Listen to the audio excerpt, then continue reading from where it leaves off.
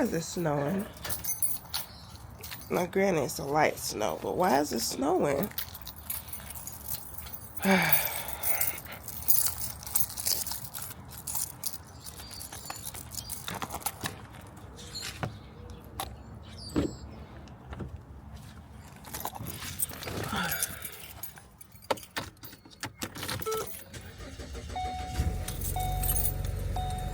Let's turn this heat all the way up.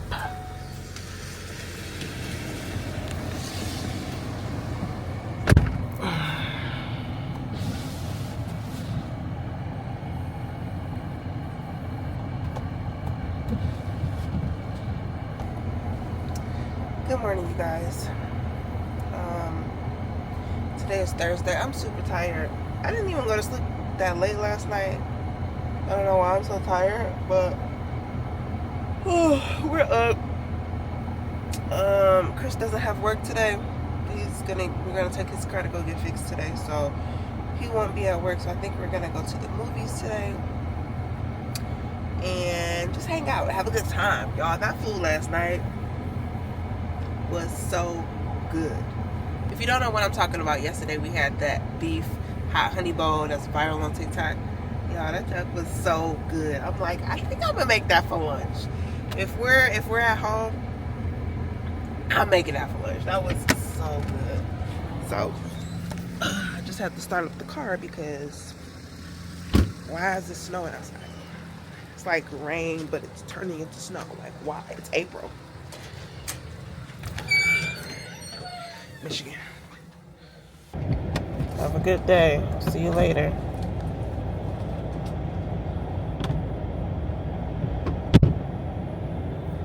We're about to do something that I have been telling myself I was gonna do for about 2 months now.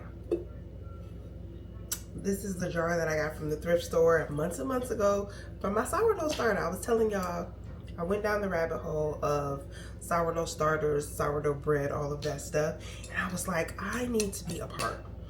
So I bought this jar from the thrift store. I think it was like $2. And now, because I kept saying like, oh, I'm gonna do it, and then it would get later in the day, and I kind of want to do it in the morning, so every morning I can do it instead of the middle of the day, because the middle of the day is just busy for me. So it is morning, and I got my instructions, so we're about to do this and see how it goes. Very simple, okay? All you need is flour and water. You need a jar and some type of like breathable cover. I thought this would be a good cover, but they said like a coffee filter or a cloth. So we're just gonna go with what they say. So I got my jar, and all you do is you just mix, let's see, it says half a cup of flour and 1/4 cups of water, and then you mix well. It should be like a thick pancake consistency, and you just leave it until the next day. You check on it, and every day you're gonna be checking on it to see how it's doing. But let's go ahead and get started, y'all. So, all right, so we got a half a cup of flour, all-purpose unbleached. And then we got 1/4 cup of water. And then I'm just gonna take a little spoon handle and just mix it.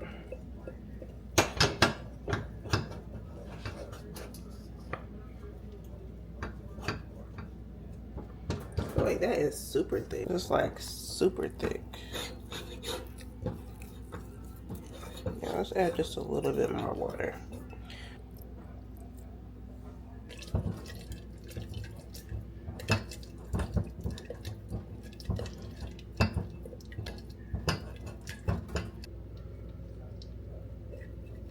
Alright, this is looking better. Looking better. So this is like a thick consistency. This will work. I can just put a rubber band on it. That's what we'll do. But day one is complete, y'all. Woo, y'all. Okay. I gotta share this with you guys. Okay. So, doing my daily devotion. I'm in 1 Kings 17, right? So it's about the story of Elijah. And for those who do not know, I'm gonna give you guys a quick summary and like the things that really stood out in my takeaways, y'all. Okay. So, Elijah was a prophet And so Elijah prayed that it would be a drought. It wouldn't rain in the land. So that's exactly what happened. So God told Elijah to go to the certain place. He was like, go and live by this brook. You're going to get water from the brook, and then the ravens are going to feed you, right? And so the ravens would come, and it says they fed him bread and meat each morning and evening, okay? And then he drank from the brook. So then after a while, the brook dried up, and God told him, okay, go to this village, and I'm going to have a widow. She's going to feed you. He goes to the village, and he finds a widow, and he's like, hey, can you give me something to eat? And she's like, listen, I only got enough to feed me and my son one more time, and then we're going to die. Basically, he was like, no, that's not how it's going down. Don't be scared. Go ahead and do what you're going to do. Make you and your son a meal, but make me a little biscuit. Bring it back to me and let me eat. And so that's what the woman did. She did that. And he said, because you've done this, you're going to have flour and you're going to have oil during this whole famine. You're not going to go hungry. And so after that, the lady's son ends up dying. And she goes to Elijah and she's like, you're the cause of this. So he takes the boy, he stretches out over him, and he prays over him. And so it says, he stretched himself out over the boy 3 times and cried out to the Lord, oh Lord, my God, please let this boy's life return to him. The Lord heard Elijah's prayer, and the life of the child returned, and he was revived. Okay, and then it says, then the woman told Elijah, now I know for sure that you are a man of God, and that the Lord truly speaks through you. Okay, listen.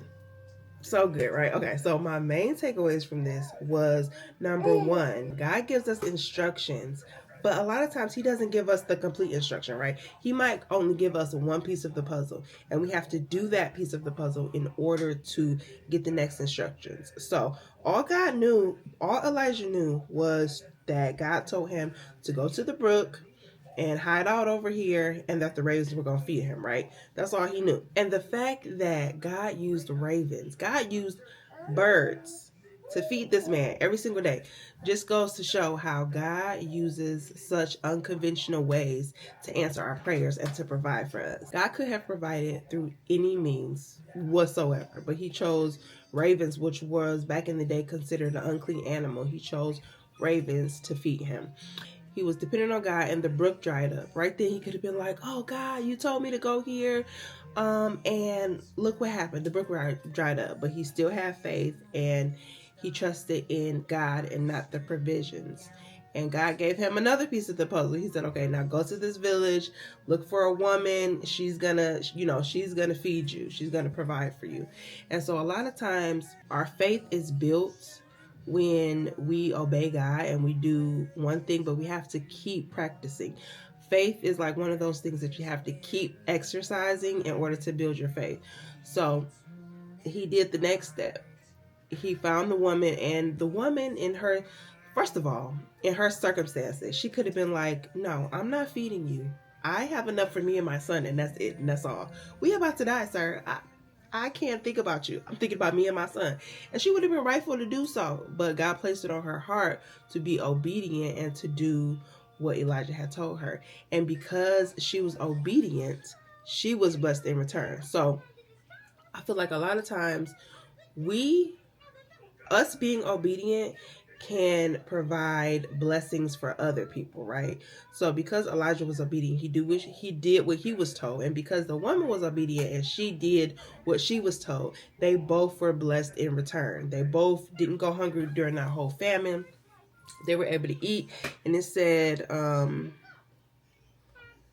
there will always be flour and olive oil left in your containers until the time when the Lord sends rain and the crops grow again. We can be, because we are a blessing to others, we can be blessed, and we can bless others through us having faith. And then the last takeaway, and just because life is good and we've seen blessings and miracles in our life doesn't mean that bad things will not come. You saw the lady's son dies. I don't know, she was like, why is this happening? But Elijah had faith, and he used his faith in order to pray. He used his faith to pray to God, and God resurrected the boy. And I think this is the first actual resurrection story in the Bible, if I'm not mistaken. But yeah, y'all, this just I was just like, wow, God, like, and whoever said like the Old Testament, oh, the Old Testament don't matter. Listen, the stories in the Old Testament, baby, crazy. So hopefully, y'all know I like to share, but hopefully y'all got something from that. What I got from it is to trust God, to follow God, and to be obedient, even when we don't have the full picture, even when stuff doesn't make sense, to just trust Him. God will always provide. He has unconventional ways of providing, and just because it doesn't make sense to us doesn't mean it doesn't make sense. Everything makes sense to Him, and everything works together for the good of those that love Him. Okay? I'm done preaching.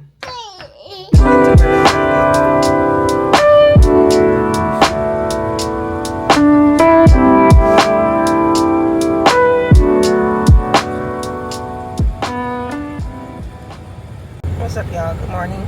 We are going to breakfast, and we never get to go to breakfast because he always works. So I'm excited. This food about to be so good.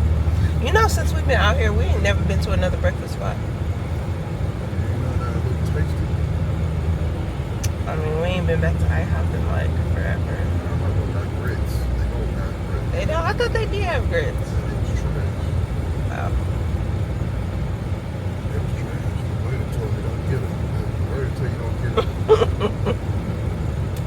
Well, yeah, so we went to the spot right by our house and have a little bit of breakfast, y'all. It's 8:30 in the morning and he is up.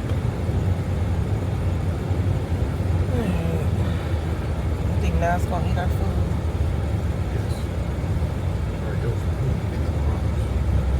Oh, he gonna eat your food.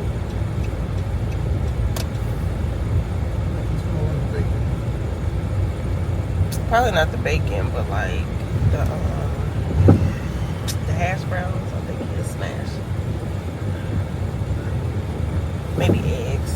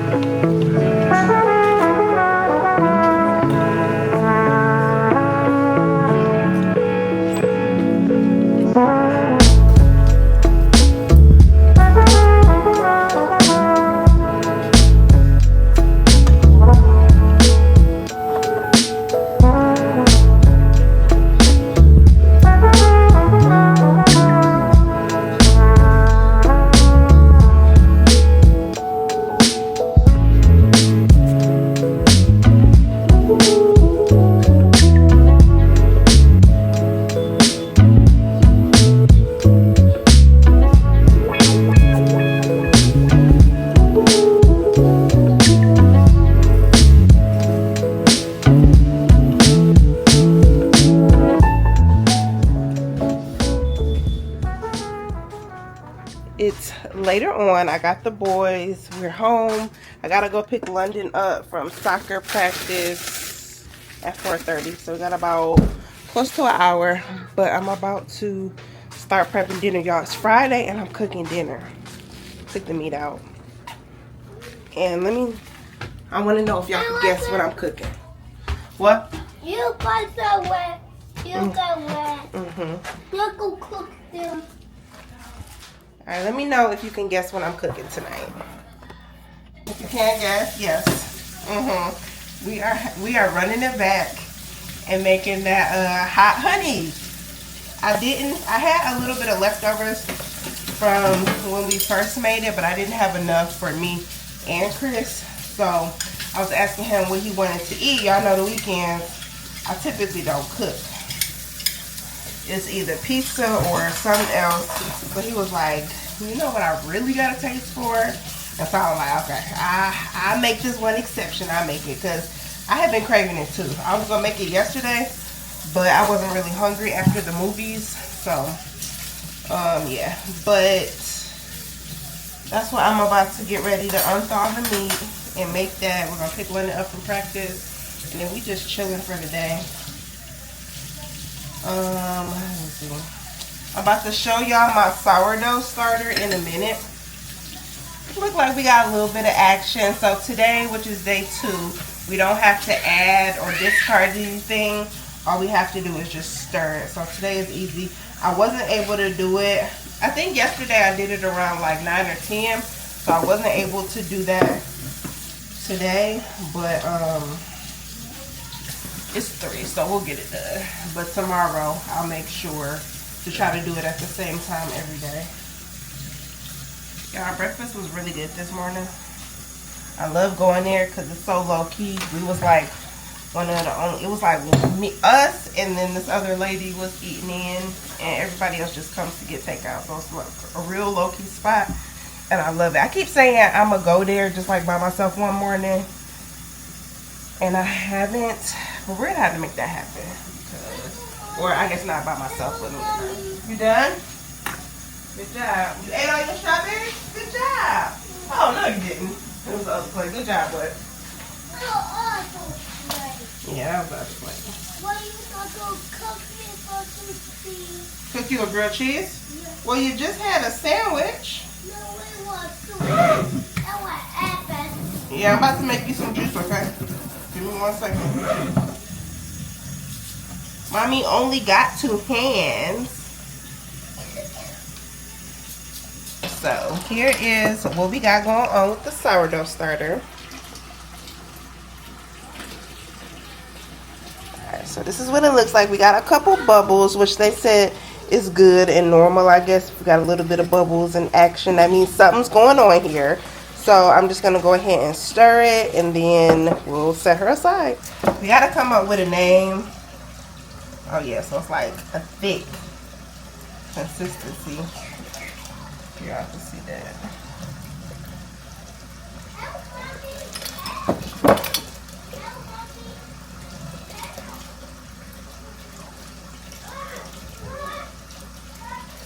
I'm excited about this sourdough starter. This is what I was saying. We had went to Burlington's in one of the vlogs, and I was telling y'all how I want to get a Dutch oven, and people be baking bread in the Dutch oven, so that's what I wanted it for. So if we get a successful sourdough starter, then I think I'm going to just go ahead and pull the trigger and get us a Dutch oven. We mixed her up pretty good, so set her aside, and y'all will see her in day 3. And what she looking like. We got to name her. What should we name her? Let's see. What should we name our sourdough starter, our sourdough baby? And it doesn't really smell right now. I know people say that it can really stink, so we'll see. But I think I want to name her like Dorothea, like Dorothea, but nah. Let's do.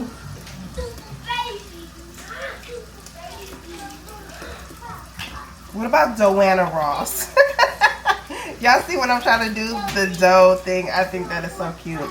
Give me some name suggestions in the comments below. Give me some name suggestions for our sourdough starter baby, because we're in this together. If I make it, y'all make it. We're gonna make some good bread, okay?